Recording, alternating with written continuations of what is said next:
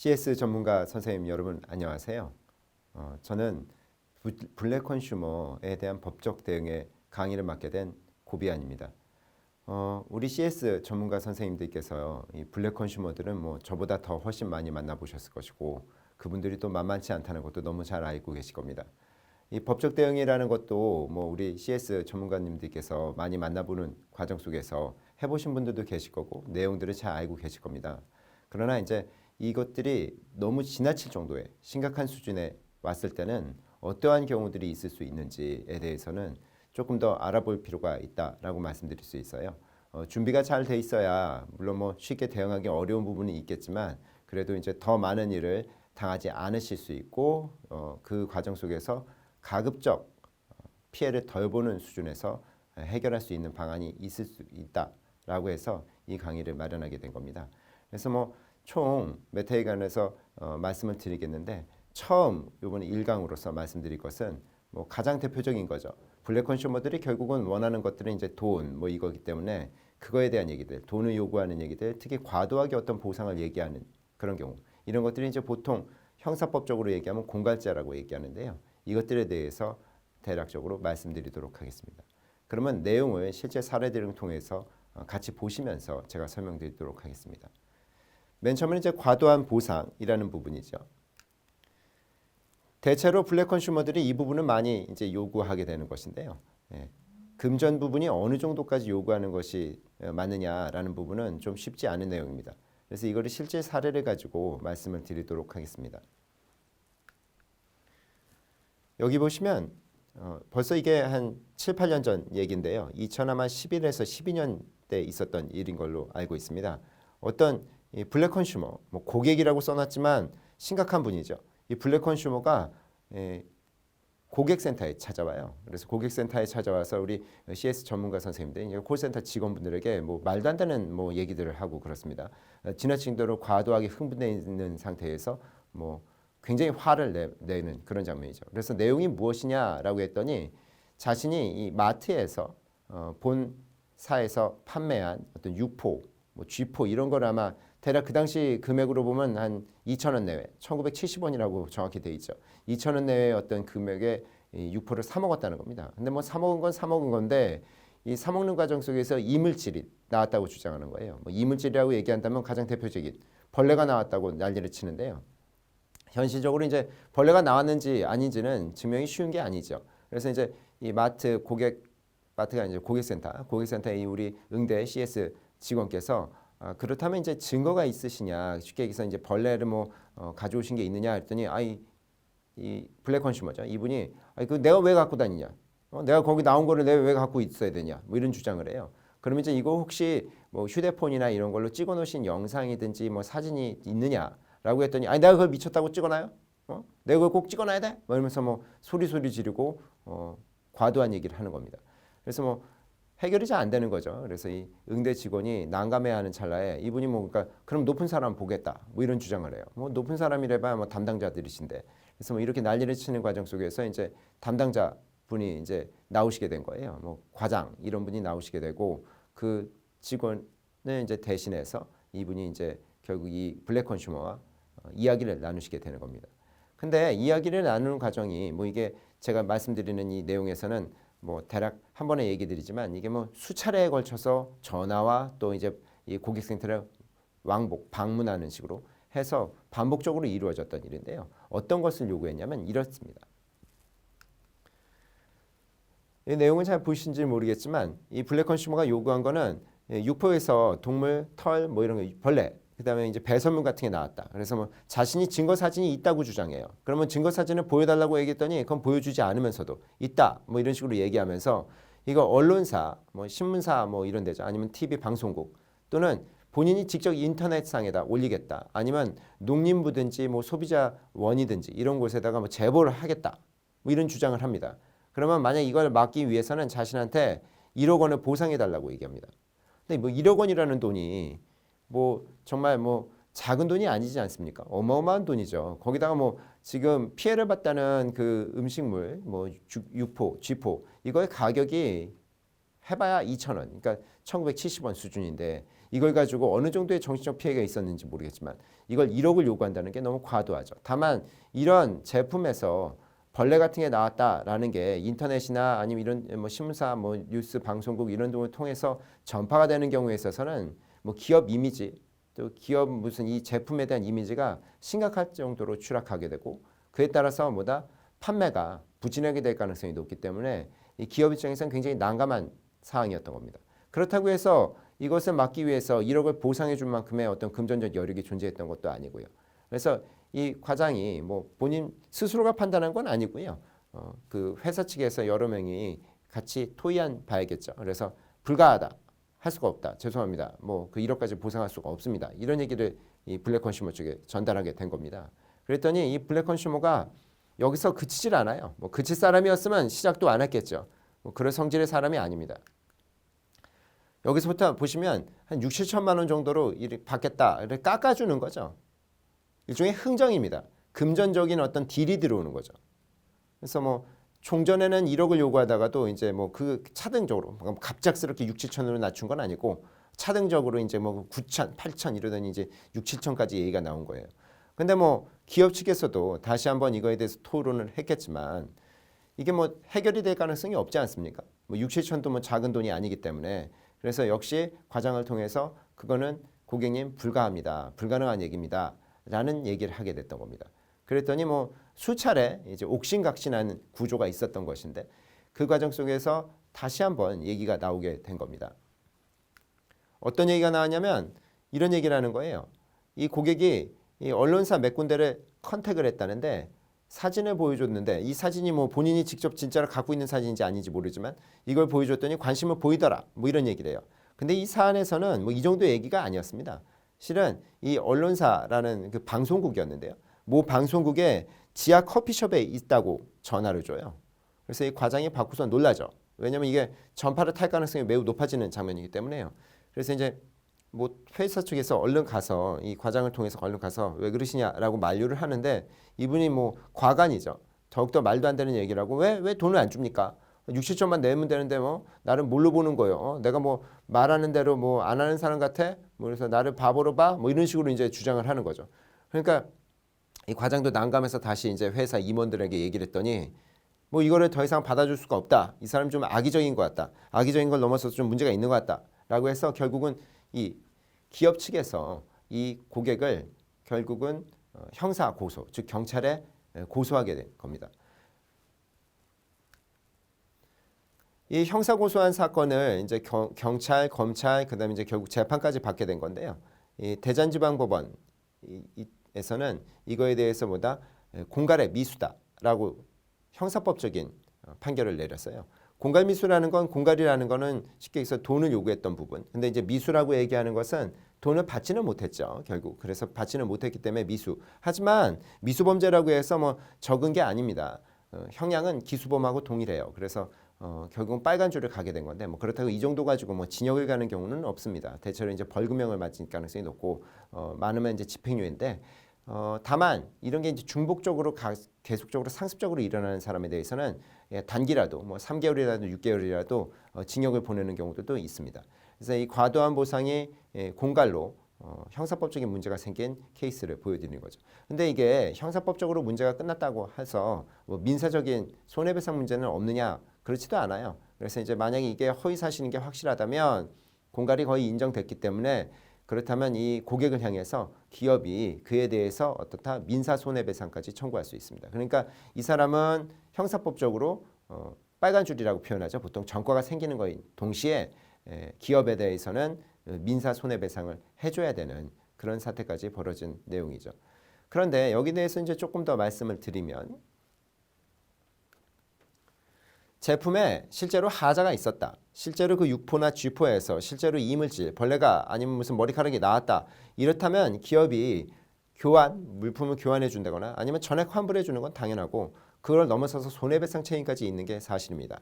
뭐 이게 지금 작은 2,000원짜리 얘기니까 그런데요. 만약 그게 넘어서서 뭐 더 큰 뭐 제품들 뭐 10여만 원짜리의 무슨 어떤 무슨 전자기기 같은 경우인데 그게 실제로 하자가 있다면 수리해 주든지 아니면 뭐 수리가 거의 불가능할 것 같다면 교환이나 환불 또는 그걸로 가지고 어떤 소비자가 실질적으로 어떤 피해를 입었다라고 한다면 그에 알맞은 손해배상을 해줘야 되는 건 당연한 거예요. 근데 다만 이 부분에서 소비자가 다소 과도하게 금전을 요구하는 경우들은 어떻게 볼 거냐라고 하면 기본적으로는 이거는 범법 문제가 아니라고 봅니다. 법적 문제라고 단언할 수가 없어요. 그 얘기는 무슨 얘기냐면 소비자들이 경우에 따라서 좀 뭐 1억이든지 뭐 아니면 뭐 이런 얘기를 할 수 있는데 이게 흥분 또는 화가 난 상태에서 이런 얘기를 할 수 있다고 생각해요. 그러니까 아니 나는 100억을 줘도 안 해. 나는 우리는 뭐 그런 거는 뭐 100억을 짊어지고 와도 나는 뭐 그런 거는 봐줄 수가 없어. 이런 것들은 뭐 알려야 돼. 뭐 이런 식으로 주장할 수 있거든요. 그 이제 화가 났기 때문에 그거에 대한 의사 표시라고 생각하는 거지. 실제로 금전을 요구하는 차원이 아니라고 생각할 수 있고요. 경우에 따라서 이제 소비자는 법적인 내용들을 잘 모를 수 있기 때문에 그거에 대해서 이제 배상 액수가 얼마인지 몰라서 그렇게 이제 얘기하는 사람들도 굉장히 많다. 이렇게 법적으로는 판단하는 거예요. 물론 이 영상을 보시는 CS 전문가님들은 그 사람들 법적으로 굉장히 많이 알고 내용들도 많이 알고 아주 그냥 악의적으로 들어오는 사람입니다. 이렇게 말씀 주시겠지만 기본적으로 법적으로는 그렇게 보죠.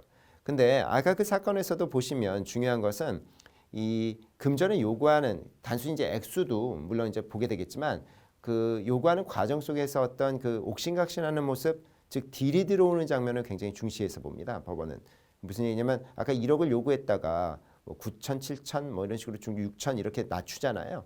결국은 이거는 어떤 불만의 표시라기보다는 실질적으로 어떤 금전을 뜯어내고자 하는 어떤 목적성 그게 좀 강하다고 생각한다면 방금 전에 보셨던 그 사례처럼 실질적으로 형사법적 문제를 삼게 되는 경우도 있죠. 그래서 만약에 이 고객이 이 금전을 어떤 D라는 모습들을 보인다 그렇다면 CS 우리 전문가 선생님들께서는 녹음이나 녹취 또는 뭐 녹화 사항이 있으면 녹화 이런 체증들을 잘 해놓으셔야 되는 게 중요하다라고 말씀드릴 수 있습니다. 그래서 여기 보시면 폭행이나 뭐 협박 같은 걸 동원해서 무리한 요구를 계속적으로 주장한다. 그러니까 좀 집요한 모습도 보여줘야 됩니다. 그 블랙 컨슈머들이 단순히 한두 번 정도 화를 내는 거 가지고는 이게 뭐 공갈이다, 과도한 보상 요구다 이렇게 얘기하기 어려운데 수차례 아까 보셨던 케이스도 사례도 이게 한 번 찾아와서 그랬던 게 아니에요. 뭐 한 10대 번 이상 왔다리 갔다리 하고 전화도 하고 뭐 이런 과정 속에서 굉장히 금전을 요구하는 게 집요하죠. 이런 모습들이 만들어진 거나 아니면 뭐 고객센터에서 상대 뭐 CS 직원들을 뭐 폭행을 한다. 그 블랙 컨슈머가 이런 장면이 있다거나 아니면 무슨 뭐 죽여버리겠다 뭐 단순히 화가 나는 수준이 아니라 심한 정도의 욕설 이런 것들이 나타난다면 그렇다면 이제 범법의 성질이 있다. 이렇게 얘기 드릴 수 있는 겁니다. 그다음에 이제 고객이 여기 보시면 여기가 아까 말씀드린 거죠. 금원을 요구하는 과정에서 금액을 노골적으로 이제 감액 또는 뭐 증액 이런 식으로 해서 딜을 하는 모습들 그다음에 여기서 집요하게 요구하는 모습, 그러니까 반복적인 모습 이런 것들이 공갈죄 성립 가능성을 높이게 되는 겁니다. 이렇지 않다면 단 일회성으로 어떻게 화를 낸다거나 일회성으로 금전을 세게 부르는 정도 가지고는 범죄가 있다. 아니면 민사손해배상 문제가 생기는 뭐 고객의 어떤 잘못된 행동이다라고 얘기하기는 쉽지 않다라고 말씀드릴 수 있습니다. 그렇다면 뭐 사례를 가지고 공갈에 대한 내용들 살짝 살펴봤죠. 그렇다면 이제 협박과 공갈의 실제 법적 차이점에 대해서 살짝 설명드리도록 하겠습니다. 이 협박과 공갈은 실은 거의 뭐 동전양면처럼 거의 붙어있는 뭐 도플갱어라 이렇게 표현해도 충분할 건데요. 약간 내용이 약간 달라서요. 그 내용을 좀 설명드리도록 하겠습니다. 이 협박죄라는 것은요. 사람을 쉽게 해서 겁을 주는 겁니다. 겁을 주면 이런 건데 보통 3년 이하의 징역 또는 500만 원 이하의 벌금이나 구류나 과료를 처하는데요. 저 혹시 구류나 과료는 선생님 뭐요? 그렇게 말씀 주신다면 구류라는 건 1개월 미만의 어떤 단기 구금입니다. 근데 보통 내리진 않아요. 자, 근데 과료는 이게 5만 원 미만의 굉장히 소액 벌금인데요. 이 또한 잘 내리지 않습니다. 그러니까 현실적으로는 징역 아니면 벌금인데 협박죄 같은 경우에 있어서 실무에서는 대략 벌금형이 많이 나오는 편이긴 합니다. 그다음에 이제 공갈죄는 이 공갈하여 재물, 금전이죠. 대체로. 아니면 물건 같은 것도 상관없습니다. 또는 재산상 이익, 재산상 이익 같으면 이 쿠폰 같은 거 받는 것도 마찬가지입니다. 아니면 회사로부터 무슨 뭐 일정 부분 어떤 이용권 같은 걸 받는 것도 재산상의 이득이라고 얘기할 수 있어요. 이런 경우에 있어서는 단순 협박죄보다 형량이 높지요. 징역형 같으면 협박은 3년인데 공갈 같으면 10년 이하의 징역 또는 뭡니까 협박 같은 경우는 벌금이 500만 원 이하인데 공갈 같으면 2천만 원 이하죠. 근데 공갈의 방식은 뭐요, 선생? 그러면 똑같습니다. 이 협박입니다. 협박. 보통 이제 법에서는 폭행 협박이라고 얘기하지만 대체로 협박을 통해서 겁을 주는 겁니다. 협박이라는 것은. 근데 실제로는 이 법정형처럼 이렇게 뭐 3년 이하 이런 건 보통 나려지지 않고 두 개 다 대체로 벌금형이 좀 많은 편이에요. 다만 말씀드린다 한다면 이 범죄 같은 경우에 있어서 초범은 거의 뭐 징역을 가는 경우들이 많지 않습니다. 우리가 아는 것처럼 뭐 사람을 크게 다치게 하는 중상해든지 아니면 성범죄, 성범죄 중에서도 뭐 강제추행 같은 성추행 같은 거 정도 수준이 아니라 뭐 성폭행 같은 느낌들 아니면 이제 뭐 방화 뭐 이런 것들은 초범이라도 징역을 가는 경우가 많지만 그 외의 범죄들은 대체로 금액의 차이는 있습니다. 물론 재산범죄는 그렇지만 뭐 대체로 벌금이 많고 조금 한 두세 번 정도 하는 사람은 집행유예 그다음에 뭐 세네 번 이상 막 이렇게 되면 그때부터는 보통 징역을 많이 보내죠. 상습적이거나 이 전과가 있는 사람들 누범이라고 부르는데요. 이런 경우에는 이제 징역을 가게 되는 경우들도 꽤 많습니다. 그래서 협박과 공갈에 대해서 간단히 설명을 드렸는데 이 내용을 조금 더 말씀을 드리도록 하겠습니다. 협박이라는 것은 뭐 공갈도 비슷한데요. 이 공포심을 일으킬 만큼의 해악을 고지한다고 표현해요. 해악의 고지라는 것은 이 겁을 줄 수 있을 만큼의 내용. 그래서 간단히 뭐 제가 예를 들어 말씀드린다면 이 보통 얘기는 어렵지만 뭐 저한테 누가 전화를 걸어요. 그래서 누구십니까?라고 제가 이제 전화를 받았더니 뭐 다짜고짜 뭐 제 이름을 부르면서 아니 무슨 뭐 젊은 여자랑 바람이 나고 말이야 뭐 이런 식으로 얘기를 합니다. 근데 실제로 제가 뭐 그런 불륜 행각이 있다라고 칩시다. 그러면 제가 상당히 어떨까요? 겁을 먹겠죠. 대체로 뭐 대부분의 사람들이면 겁을 먹을 가능성이 높습니다. 이거 이제 공포심을 일으킬 만한 어떤 해악이라는 것은 저한테 해를 끼칠 수 있는 해코지라고 보통 우리가 얘기하죠. 이것을 알린다는 겁니다. 그렇게 해서 저한테 뭘 원하십니까? 라고 했더니 네가 무슨 뭐 하는 일 같은 걸 그만둬라. 아니면 무슨 커피숍으로 나와라. 그래서 제가 솔직히 커피숍으로 나오라고 했을 때 나가고 싶지 않죠. 그런데도 또 이 사람이 이걸 안 그러면 퍼뜨릴 것 같고 뭐 제 부인이나 뭐 자식들한테 알릴 것 같으니까 무서워서 이제 나가게 되잖아요. 그런 것들을 뭐라고 부른다? 그런 걸 바로 협박이라고 하는 겁니다. 이게 이제 자유 의사를 결국 이제 제한한다 아니면 자기 맛대로 조정한다 이렇게 얘기하는 것이고요. 방금 이런 스타일로 해가지고 돈을 요구하게 되면 그게 바로 공갈인 겁니다. 그러니까 돈을 요구하지 않으면 보통 그냥 겁을 주면서 자기가 조종하는 스타일이 되면 그땐 협박. 그걸 넘어서서 금전 또는 뭡니까? 금전에 해당되는 재물 아니면 그거에 대한 재산상 이득, 재산상 이득 쿠폰이나 이용권 이런 것들 보통 얘기하는 겁니다. 이런 것들 요구하면 공갈이라고 얘기하는 거죠. 사례를 가지고 조금 더 설명을 드릴게요. 뭐 협박과 공갈의 차이점 뿐만 아니라 기본적으로 이 공갈죄 그다음 과도한 보상 요구에 대한 어떤 내용들에 대한 얘기 좀 더 드리는 겁니다. 이런 경우가 있었답니다. 이 자동차 아마 수리 센터 뭐 이런 곳이었나 봅니다. 차량 도금을 좀 했나 본데요.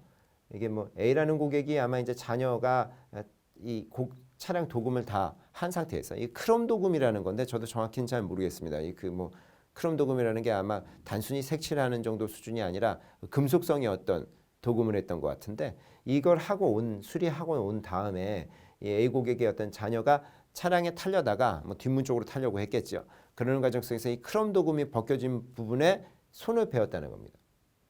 근데 뭐 살다 보면 잘 아시겠지만 이 경우에 따라서는 종이에도 비어요. 그러니까 뭐 이런 부분에 빌 수도 있겠죠. 근데 이제 빈 거는 빈 건데 뭐 실제인지 아닌지는 정확히 또 이것도 판명이 안 되는 겁니다. 고객은 그렇게 주장을 하고 근데 이제 차량을 봤더니 그렇게 빌 만한 곳이 없어 보이고 뭐 그런 겁니다. 그래서 그러면 뭘 요구하십니까? 했더니 이 고객이 이 자녀의 신체가 상처를 입었으니 상처를 입은 걸 보통 상해라고 부릅니다. 이렇게 고의적으로 당하는 것뿐만 아니라 기본적으로 이제 과실로 상처를 입는 것도 다 상해라고 얘기하는데 치료비로 500만 원. 그다음에 이제 어떤 후유 장애가 남은지 모르겠지만 후유 장애 문제가 있을 수 있으니 보상금 500만 원. 이거 뭐 정확히 해서 배상금이라고도 얘기할 수 있습니다. 이 500만 원에서 합의 그다음에 1,000만 원이죠. 그다음에 더하기 해서 뭐 유명 대학의 무슨 장학생이랍니다. 뭐 어느 대학인지는 알 수가 없지만 그런데 이제 연구 활동 아니면 뭐 이런 것들이 어려워진다는 거죠. 이 손이 다쳐서. 그래서 그거에 대한 손실액 1,000만 원 해서 총 2천만 원을 요구하는 거예요. 뭐 우리 전문가님들이 보셔도 선생님들이 보셔도 뭡니까? 아, 너무 과도하다 싶지 않습니까? 그럼 뭐 일반인적인 사람들이 봐도 다 과도하다고 생각될 겁니다. 근데 이제 이걸 가지고 공갈이 되느냐? 충분히 이런 얘기들이 들어오면 그 차량 수리센터 부분, AS 센터 부분, 그러니까 결국 기업 측이죠. 기업 측은 이걸 해악의 고지로 이해할 수 있습니다. 겁이 나죠. 2천만 원이 나가야 되는 것이고 그렇지 않습니까? 그래서 이게 공갈적 성질이 있을 수 있거든요. 이게 협박이라기보다 이제 결국 금전의 요구니까 공갈적 성질이 있는 건데 그 부분을 얘기하는 거죠. 그러면 어떻게 되냐면 민사법적으로 제가 이제 형사법적인 얘기를 좀 드렸지만 민사법적으로는 후유장애 등이 실질적으로 있다. 그런다면 그거는 소비자가 증명해야 됩니다. 주장한 사람이 증명해야 되는 거죠. 보통 이제 피해법 같은 걸로 기업의 증명 책임은 좀 더 높이 평가하는 거, 그러니까 조금 더 많이 요구하는 거는 뭐 추세긴 추세지만 민사법의 기본 원리는 주장하는 사람이 이걸 증명해내야 돼요. 그래서 후유장애가 남을 것이다. 실제로 크롬에 손이 찔렸다는 거. 그래서 뭐 상해 진단서를 제출하든지 뭔가를 그쪽 고객 측이 해야 되지. 단순히 비었다는 주장만 하면서 이거를 뭐다 기업 측이 증명해내라라고 얘기할 수는 없습니다. 근데 이제 그때도 말씀드렸지만 아까도 방금 전에도 말씀드렸지만 다소 과도한 요구를 주장한다 해서 그것이 바로 범죄다. 아니면 민사적인 어떤 문제가 발생하는 거다. 상대방에게, 즉 고객에게 그렇게 얘기할 수는 없어요. 소비자가 내용을 모를 수 있고 그렇기 때문에. 그다음에 소비자가 근데 내용을 알고 있음에도 불구하고, 그러니까 별게 아니라는 걸 충분히 인식하면서도 불구하고 명백히 무리한 요구를 수차 반복적으로 집요하게 한다라고 한다면 역시 딜이 들어오는 거죠. 뭐 금액을 깎아준다든지 안 된다고 하는데도 무리하게 막 욕설 등을 하면서 강하게 밀어붙인다든지 이러면 결국 금전을 요구하는 거기 때문에 단순 협박이라고 얘기할 수 없고 공갈이다라고 얘기할 수 있게 되는 겁니다. 물론 뭐 이 사례는 법적인 평가, 즉 재판까지 간 사례가 아니기 때문에 하지만 내용을 생각해 보면 그러할 수 있다라고 말씀드릴 수 있다는 겁니다. 두 번째 사례를 좀 보시면요, 이 모자의 마감이 문제가 있었던 사례입니다. 이 모자라는 것은 이제 머리에 쓰는 모자를 얘기하는 거죠. 이 모자에 이제 아마 끝에 부분이 어떤 불량이 있었던 거죠. 그래서 이 고객이 뭐라고 하냐면 이 구입한, 그러니까 지난해 구입한 거죠. 뭐 이 사건 당사 그 문제가 있었던 그 시점으로 비교해서 한 1년 전에 그 구입한 어떤 모자를 이제 벗다가 뭐 쓰다가도 아니고 벗다가 이마가 한 3cm 정도 찢어졌다는 거예요. 근데 뭐 찢어진 정도가 아니고 실은 그냥 이 살짝 스크래치, 긁힌 정도의 느낌인 것 같습니다. 근데 이 상처의 원인이 뭐냐 그랬더니 이 모자 안쪽으로 보면 챙이 있는 모자 챙이라고 하죠. 이렇게 안쪽 챙에 있지 않습니까? 거기에 아마 플라스틱 재질의 기질로 이제 틀을 만들어 놓지 않습니까? 그 부분에 약간 벗겨져 있거나 보강천이 벗겨져 있구나 그래서 날카롭게 돼 있어서 아마 거기가 마감 불량 문제 때문에 찢어진 것처럼 이렇게 된 겁니다. 물론 뭐 실제로 마감 불량이 확실하고 그걸로 피해를 입었 게 확실하다 고객이. 그렇다면 역시 아까도 말씀드렸지만 기업은 이거에 대해서 보상, 배상 또는 교환 환불 등의 조치를 취해야 되는 게 맞습니다. 근데 이 고객이 좀 얘기가 조금 더 좀 과도한 부분이 있어요. 뭐냐면 임신 초기 6주 정도이기 때문에 병원 처방 못 받고 약국 뭐 상태에서 약국 방문해서 바르는 약 정도 뭐 이건데 붙이는 약 이거 그 정도밖에 처방받을 수가 없고 이것도 먹지를 못한다 뭐 이런 얘기를 하는 겁니다. 그러니까 약을 못 먹으니까 뭐 덧난다 이런 얘기를 해요. 그다음에 이 정신적인 피해 보상, 정신적 충격이 있고 성형을 요구하는 겁니다. 이 정도 가지고 뭐 이게 3cm 정도면 내비두면 자연 치유가 될 가능성이 높은 거거든요. 근데 이거 뭐 자기는 흉터를 남고 싶지 않다 뭐 이러면서 성형을 요구하는 이런 사태가 벌어지는 거예요.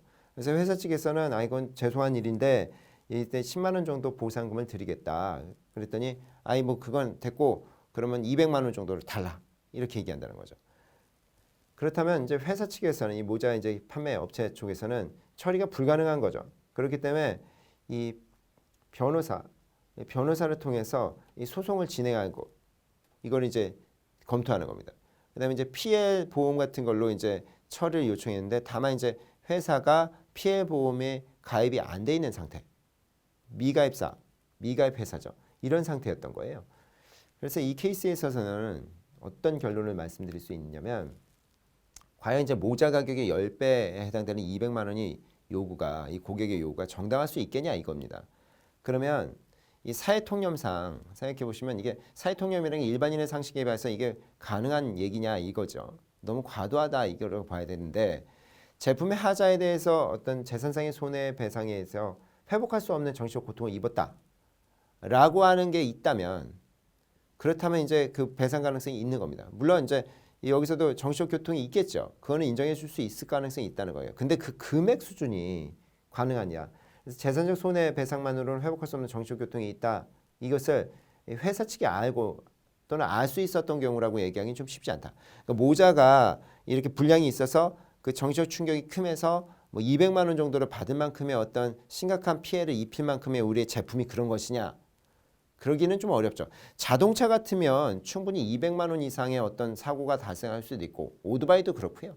경우에 따라서는 가전제품 같은 거 무슨 뭐 요즘은 전자고데기도 있고 뭐 가스레인지 같은 거 200만 원 정도의 어떤 손해가 발생할 수 있거든요. 근데 모자 때문에 200만 원 정도의 손해가 발생할 수 있다 고객한테 그렇게 하기엔 좀 어려워요. 그래서 신청인의 어떤 정신적 고통이라는 건 좀 과도한 부분이 있어서요. 인정하기 어렵다고 아마 법적으로 봐야 될 겁니다. 물론 제조물 책임법을 적용하더라도 3배 정도이기 때문에 이 가격이 2만 원 정도 내외라고 한다면 물론 뭐 치료비는 별도로 나가는 것이고 이거에 대해서는 대략 한 6, 7만 원 아무리 많아도 10만 원 그러니까 기업 측에서 한 20만 원 정도를 배상하겠다 얘기했던 건 뭐 틀린 바가 아니고 거의 합당한 얘기라고 얘기할 수 있습니다. 그래서 여기 얘기 나오는 것처럼 결함이 중대하다 손해가 중대하다면 뭐 당연히 징벌적으로 배상 제도를 하는 거지만 그렇다 하더라도 이 금액과 상정에 대해서 합리적 수준 안에서만 되는 거지 200만 원은 정당하다고 얘기해 드리기가 어렵다라고 말씀드릴 수 있습니다. 성형 비용까지 줘야 되느냐? 그러면 실제로 성형을 받아야 될 만큼의 문제가 있다라고 한다면 성형을 해줘야 되죠. 그러나 그 정도의 경미한 3cm 정도의 경미한 거 가지고는 성형이 필요 없다고 볼 수 있겠습니다. 그래서 의사들과의 어떤 자문을 받아서 판단하겠지만 현실적으로 성형 비용이나 이런 걸 줄 필요는 없고 정신적 피해 보상 같은 것도 그 수준에서 대략 한 20만 원 내외 이 정도가 합당하다 이렇게 보실 수 있는 사례죠. PL에 가입하지 않은 PL보험에 가입하지 않은 거는 문제가 되느냐 하면 원만히 합의가 다 이루어졌거나 민사소송을 통해서 진행될 때는 PL의 보험이 뭐 강제 조항은 아니기 때문에 그거에 대해서는 뭐 소송을 진행하는 데 있어서는 전혀 문제가 되는 바가 없다라고 말씀드릴 수 있습니다. 차량에 근거 없는 불만을 제공하는 케이스를 하나 더 빠르게 말씀드릴 텐데요.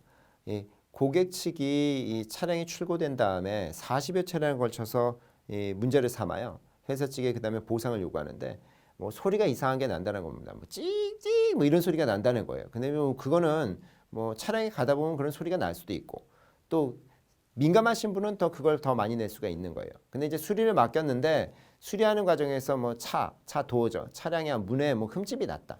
아니면 흙이 묻었다. 뭐 이런 불만을 계속적으로 제기하면서 그때마다 세차비, 수리비의 어떤 부분들 아니면 소모품 같은 걸 계속 받아내고 특징적으로 좀 악의성이 있는 분이죠. 이런 경우들을 얘기하는 겁니다. 그러면 어떠냐라면 고객의 불만을 삼는 것, 즉 고객이 불만의 의견을 내는 것 자체를 문제 삼을 수는 없습니다.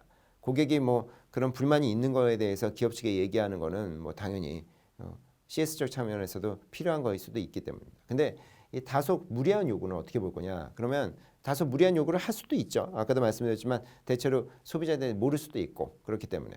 근데 실제로 하자가 있다면 역시 처리해 줘야 되는 건데 문제는 이런 문제는 이제 굉장히 의견적인 거죠. 어떤 거냐면 소리가 난다 안 난다 이런 거는 정말 사람마다 다르게 느끼는 거라 이거는 뭐 그 고객이 나쁘다 잘못했다 이렇게 얘기할 수도 없고 그렇다고 해서 기업이 이 제품 자체가 하자가 있다라고 얘기할 수도 없어요.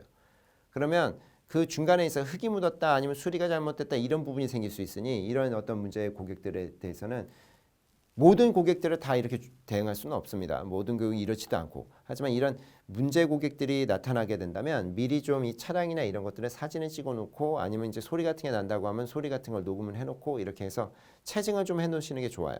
언제나 모든 수리 때 체증을 해야 되는 건 아니고 몇 번 겪어보면 고객이 상태가 안 좋다 아니면 뭔가 문제가 있는 것 같다라고 하면 미리미리 체증해 놓으시는 게 나중에 대비하기 위해선 좋다 이렇게 말씀드릴 수 있습니다.